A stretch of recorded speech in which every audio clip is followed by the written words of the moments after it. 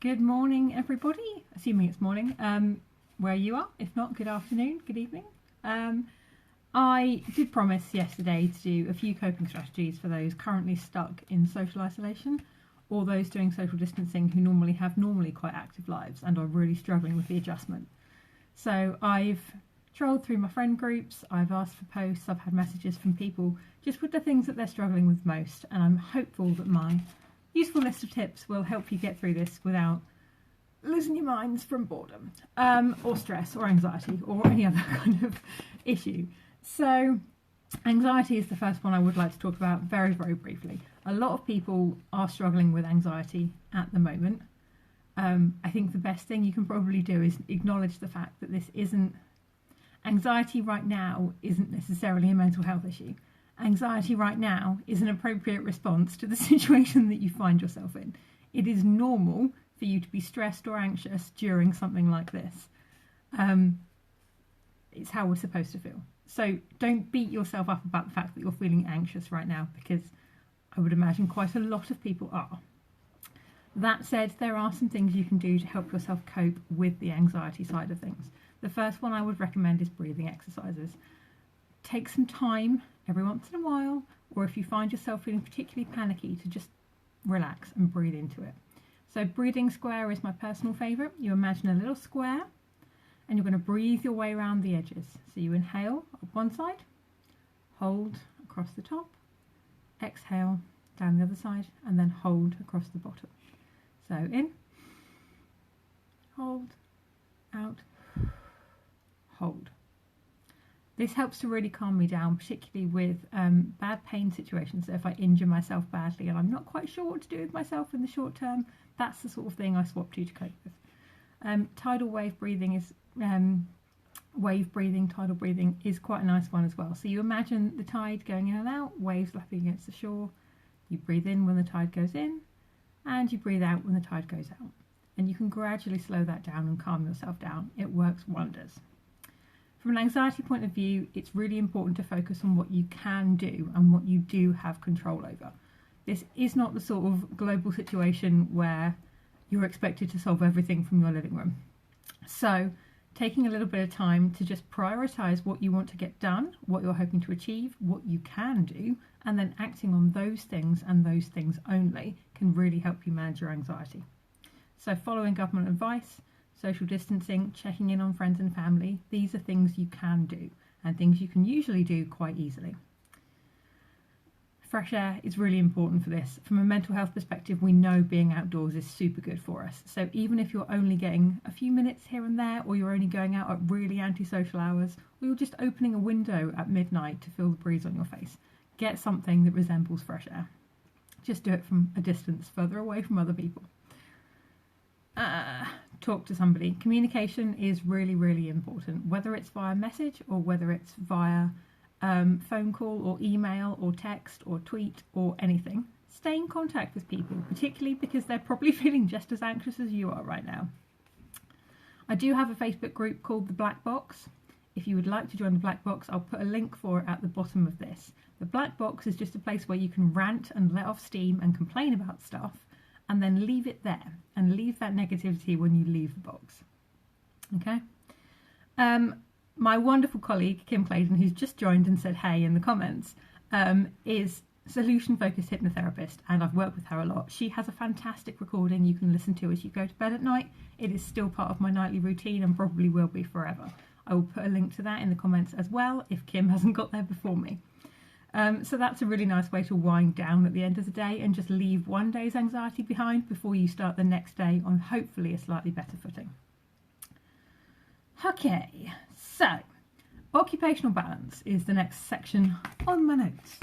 Occupational balance is all about basically planning your life out so that you don't have a massive kind of overwhelming chunk of any one element of your life.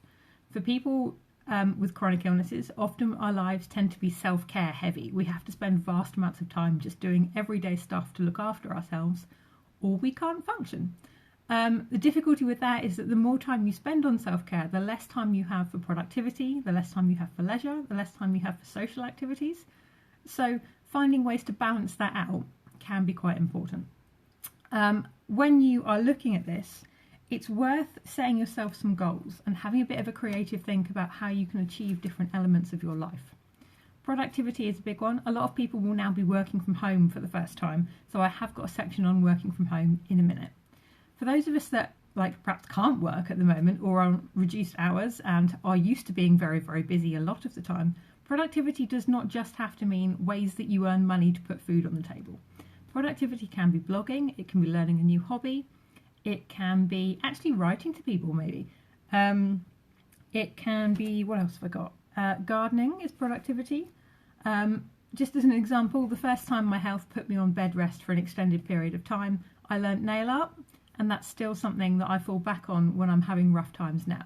So if I'm feeling really, really naff, I've not been able to get in the garden, I will treat myself to a nice mani-pedi, and it's something I can do even when I'm completely exhausted and knackered. So find yourself a hobby and learn through YouTube, or find a Facebook group for that hobby and learn that way. I imagine there are quite a lot of people who are using this time to catch up on vast amounts of arts and crafts that they've been putting aside for a long time now. I certainly am. I am aiming to have at least 3 or 4 different items of clothing finished by the time I come out of the social distancing side of things. So productivity, think beyond the box. Baking might be productivity, cooking, gardening, grow some food. Even if you've only got windowsills, there are plenty of foods that you can grow on a windowsill. This is also a great thing to teach your kids. If you can learn that actually, if you put the tail end of a lettuce in water and leave it, it will grow new leaves. That saves you from having to go out and buy lettuce again. You can do the same with carrot tops. If you put them in water, they'll grow carrot leaves at the top. Those can be chopped up and mixed in with Heinz tomato soup, and it tastes amazing. Other tomato soups are available, obviously. But yeah, so these are the kinds of creative things that will make you feel productive without you actually having to be in board meetings 24/7. So for everyone, not just those working and or not working, routine is important. It is very, very easy to kind of let the days and nights blur into one when you haven't actually got to leave the house for anything. Don't be tempted to let yourself kind of marinate in the same pair of pyjamas for a week and a half. Maintain normal sleep and wake patterns. So if you normally have to be up at 7 a.m. to go to work, try to keep getting up at 7 a.m. It will help you maintain your sleep and wake cycle, and it will also mean that when this is all over and you have to go back to work, you haven't got a 12-hour difference in your sleep cycle to correct overnight. Maintain standard meal times and try to eat with family. You can eat via, have calls with people or share photos of what you're eating with your friends. Make it a social event.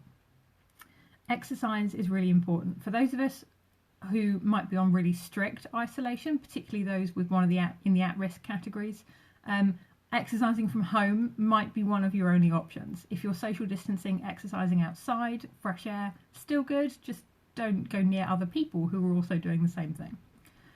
So for those on strict isolation, and for anyone who doesn't go out generally anyway, YouTube is an absolute mine of resources. It's fantastically useful for all kinds of chair exercise, Pilates, yoga sessions.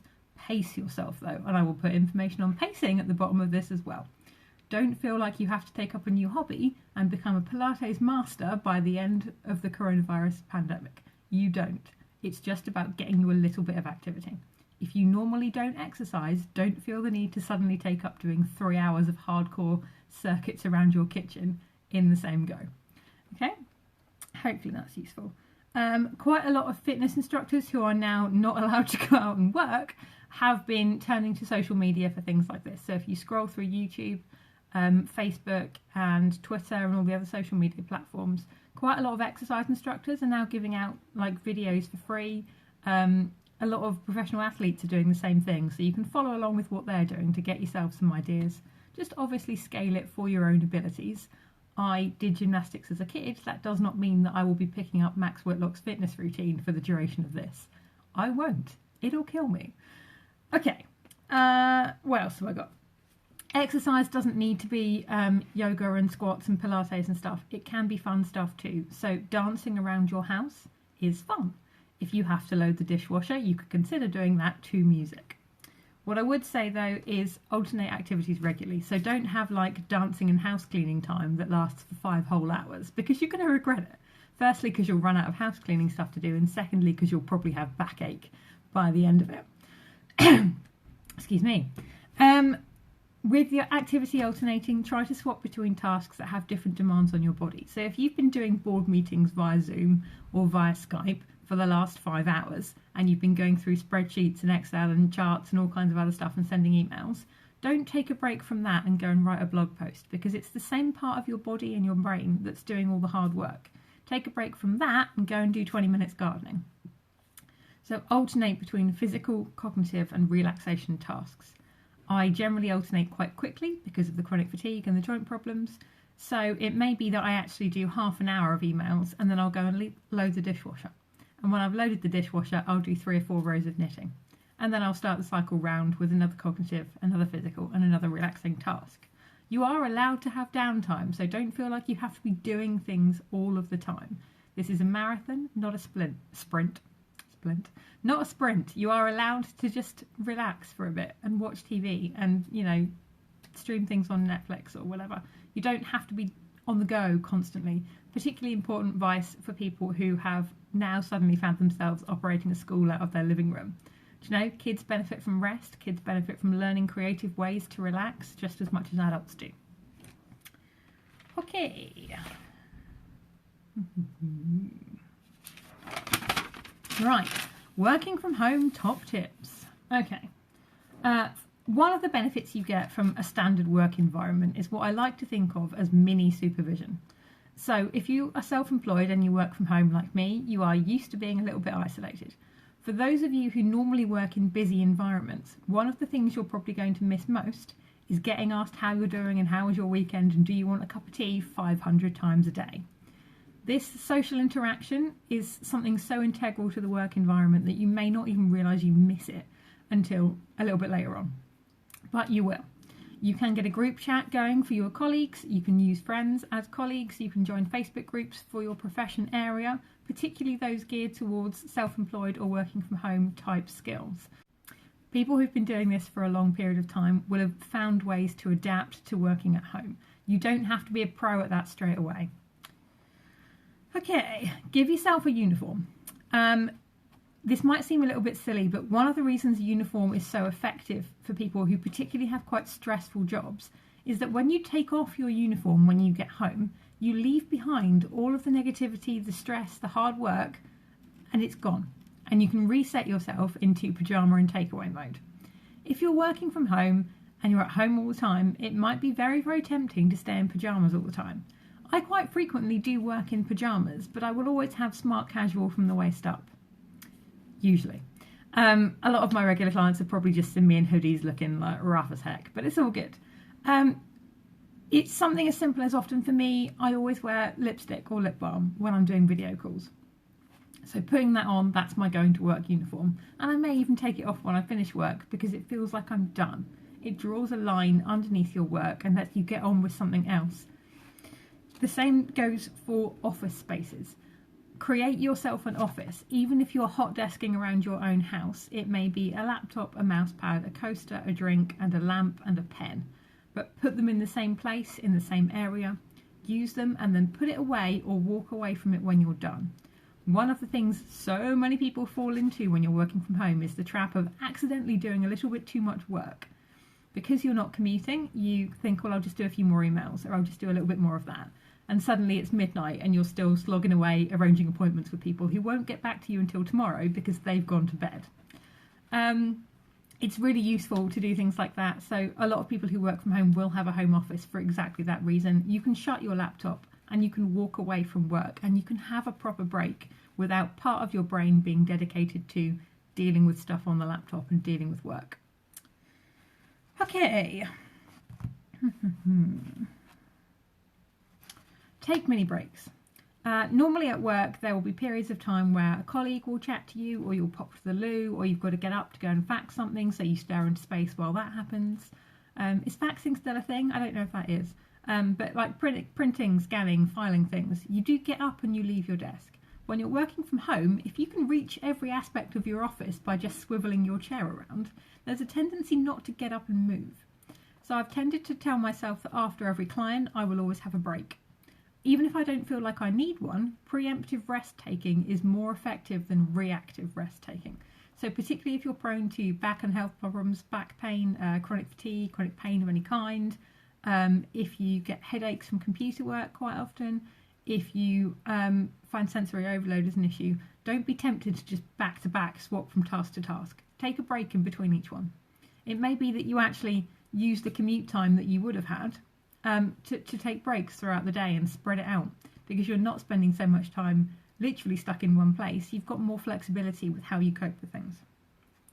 Micro breaks are almost even more important. So a micro break is something I teach in my pacing masterclass, and it's literally about taking 5 to 30 seconds away from the thing that you're doing. And whatever you're doing, micro breaks are useful. Unless maybe you're like a brain surgeon or something, in which case maybe don't just pause and put all your tools down. Maybe get to a natural stopping point and then have a fidget break. Fidget breaks can be really, really beneficial for a couple of reasons. The first one is that it gets you to look away from your screen. The second one is that it allows you to do self-care tasks in really short periods of time. So dehydration is a key one for a lot of people. When I press send on an email, I will always have a stretch or a fidget and then a sip of drink, and then I'll go back to work. And that allows me to keep my fluid intake up. It allows me to not get that kind of coat hanger tension pain in the back of my neck and shoulders. It makes sure that I am fidgeting and I am moving. In these little micro breaks, I tend to do a little bit of an MOT and just run from head to toe and see if I can spot any kind of budding problems that might need dealing with. Anything that's a little bit niggly that I might normally ignore, deal with it then. A good example for this is headaches. If you've got a little bit of a niggly headache, often a cup of tea and 5 minutes in the garden for some fresh air will be all it takes to get rid of it.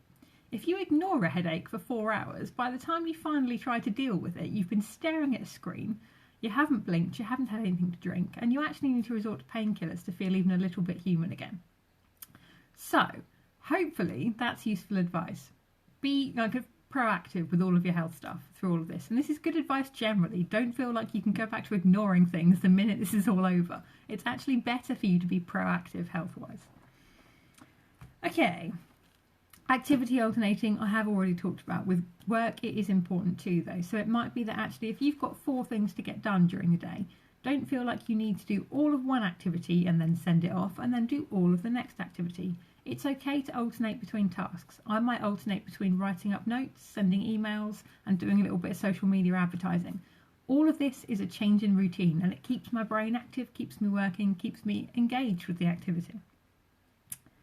Facebook groups are popping up all over the place. I've started one with Kim for healthcare professionals to learn how to use telehealth resources. So there are groups out there teaching you how to do your job, but remotely. So don't feel like you have to do all the research into what video chat platforms are available when there are people out there who already know the answers. Use these people and their brains and pick knowledge from them rather than giving yourself extra work to do.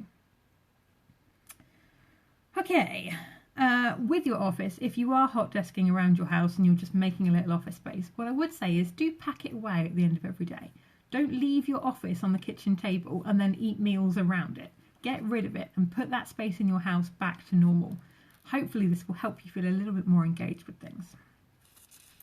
Social connection, big shout out to one of my best friends, Emma, who came up with this one. She says it's out of pure laziness, but I think it's actually secret genius. Rather than writing messages to each other on things like Facebook Messenger, send voice clips so you get to hear another person. Not only is it easier, it's potentially more accessible for a lot of people, myself included, because the amount of group chats going on at the moment is legitimately giving me tendinitis in my thumbs. So I'm switching to voice chat for some of them. It's useful to do this to be able to hear another person. It also means that the communication kind of nuance that you might lose in Messenger becomes really obvious. Sarcasm, as an example, is much more obvious. Wit, that kind of stuff when it's spoken versus when it's written. So voice clips can be a nice neat way of doing that. Send yourself send your friends video messages of you doing things. It might be that you might take up video calling people from the greenhouse while you do your gardening, rather than that being a solo activity. Lots of things that are traditionally a solo activity can be turned into a group activity, whether it's through live streaming, and I might do a bit of that later on, or whether it's through video calls or just posting things online more often and getting comments and likes and discussion going from that. It might be that if you are into a certain craft, you join a few Facebook groups about that activity and you can start chatting with people there. maybe give yourself creative projects and creative homework for this time as well.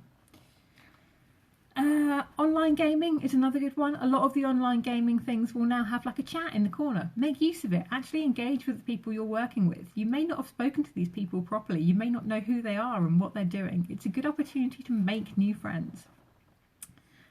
Tweet chats are a good one as well. So tweet chats are a regularly scheduled, often weekly or monthly event on Twitter where you can talk about a particular topic. These are a really nice kind of extracurricular activity, either for schools or for work. You can get a lot of professional development done and things like this. But having a regularly scheduled event when you've previously just lost all of your regular scheduling is a nice way to get back to having a routine. Blogging might be a nice new one. Sharing recipes. As an example, tomato soup is one of my safe foods. There are not many things I consistently eat all of the time that are 100% safe. I've learned that that gets really, really boring and repetitive, so I found ways of jazzing it up. I might alternate between different herbs and spices. I may put stock cubes in it. I might put in bits of meat or poached eggs or cheese or, you know, salad leaves from the garden, spinach. There's all kinds of things you can do. Sharing these experiences with other people helps to keep you engaged, but it also means that you might end up with better recipes for things. It might mean you might get cheaper solutions to foods that you really enjoy but haven't been able to make yourself before. Now is the time to start learning new skills, and it's a useful time to do it because there's not a whole lot else to do. Okay, I think that's probably all I've got for this one. If you have other things to talk about, please do let me know and I will talk about those as well. I know this is a tough time for a lot of people, but for me this is basically my normal life with 2 social events a week taken out. That's it. So, you know, there are people out there who are basically masters of this kind of activity already. So if this is a massive change for you, do talk to the people that you know out there who are normally quite isolated, because chances are they've got creative solutions for the problems you're experiencing. This isn't entirely new for everyone. We will all have different expertise. So it's okay to lean on people who have skills that you don't in a time like this. And in general after this. So hopefully this has been useful. Please do feel free to share. If you've got questions and comments, I will answer them in the next live stream, but I will stick a few resources in the comments for you today to have a look through. But yeah, stay tuned. Hopefully it's useful. Take care, guys. Bye.